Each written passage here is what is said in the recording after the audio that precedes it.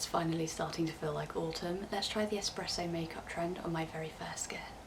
I'm starting by prepping my skin with the Too Faced Hangover Replenishing Face Primer. This contains coconut water, it has a really faint smell of it, and it just feels so nourishing on the skin. I like to really press it in until it's fully absorbed, especially around my T-zone, which tends to get the most oily. This primer is amazing for just looking a little bit more radiant. Next up is a first impressions. This is the Shiseido Synchro Skin Self-Refreshing Tint in the shade 115 Fair. I wasn't sure how much to use, so I just dotted it around my face. It's maybe a tiny bit too cool and maybe in hindsight a little bit sheer for the look I was going for. As a skin tint though, it's beautiful, very easy to blend, and I think I'd use my fingers next time. My skin's looking nice and hydrated, but not oily or shiny, which is what I was going for. Now for the under eyes, I'm using the iconic London Radiant Concealer and Brightening Duo in the shade Cool Fair. For transparency, I did do a paid partnership with them on this product, but I of course absolutely love it and tried it before I agreed to the partnership. I'm only using the crayon side because I think it provides sufficient coverage and it's very creamy, so really easy to blend in. I place the product initially quite low down and then blend upwards to avoid any creasing under my eyes. I also take the concealer into my inner corners because I have some darkness there. To bring some structure back into my face, I'm using the e.l.f. Halo Glow Beauty Wand Contour in the shade Fairlight. I'm dotting it along my cheekbones and down the sides of my nose. I actually applied far too much, this is very pigmented. Once blended, you can just see it adds a nice bit of structure without being overly dramatic. I always blend my nose contour with my fingers because I think it gives a more natural finish. I wanted to go with a warm-toned blusher for this look. This is the Freck Beauty Cheek Slime in the shade Fielding. This is another very pigmented product. It's really blendable though and just looks so stunning on the skin. And now for another complexion favourite. This is the Rouen Row Glow Skin Stick in the shade Glazed. This is one of the loveliest highlighters I've ever come across. It's so creamy and gives the most beautiful iridescent glow. It also doesn't have any warmth to it, so it's perfect for very pale skin. Now it's time to set our complexion products in place. This is the Givenchy Prisme Libre Loose Powder in the shade Pastel. First I use the little puff to stamp it onto my skin and then I blend it in with a powder brush. A little goes a long way with this product. It sets without being overly mattifying. It's really satisfying seeing the Givenchy logo on my cheek. I'm keeping the majority of the powder on my T-zone though, because as I said before, that's where I tend to get most oily. To fill in my brows, I'm using the Hourglass Arch Brow Micro Sculpting Pencil in the shade Soft Brunette.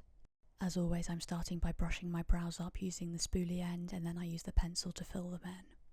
I only bought this pencil a few days ago, but I really like it so far. It matches my brow hair colour perfectly. I also like how thin the pencil itself is because it really allows you to be more detailed. Once I finish filling them in, I go back in with the spoolie end just to blend everything out. I don't want my brows to be very dramatic, but I do want them to stay in place, so I'm using the Airbrow by Kosas in the shade Clear. It dries really quickly and is just very easy to use.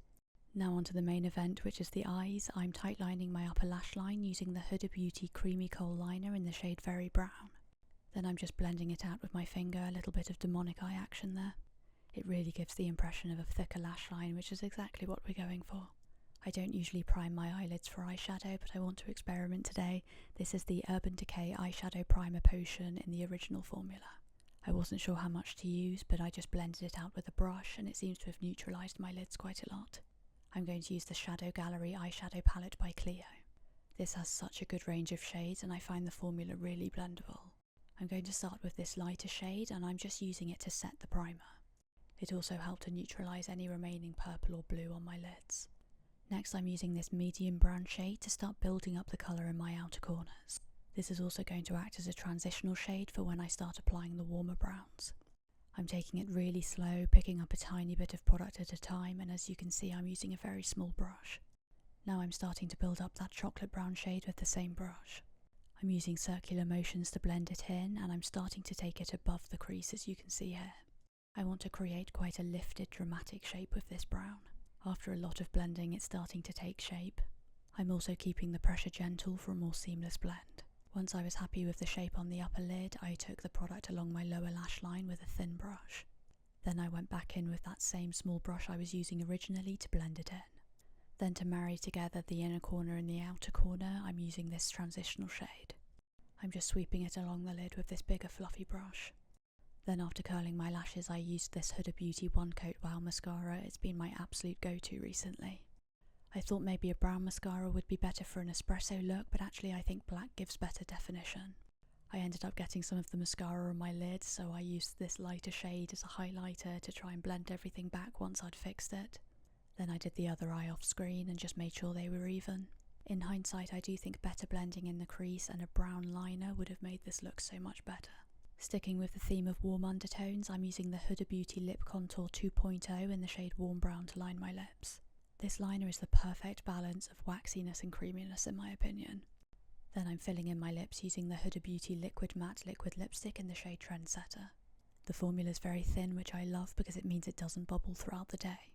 And finally I'm using the Porefessional Super Setter Setting Spray by Benefit. And here is the finished look. I love how luminous the skin looks compared to the predominantly matte eyeshadow. As I said before, I definitely need to work on my blending, but overall I'm really happy with this. I think it looks really lovely and autumnal.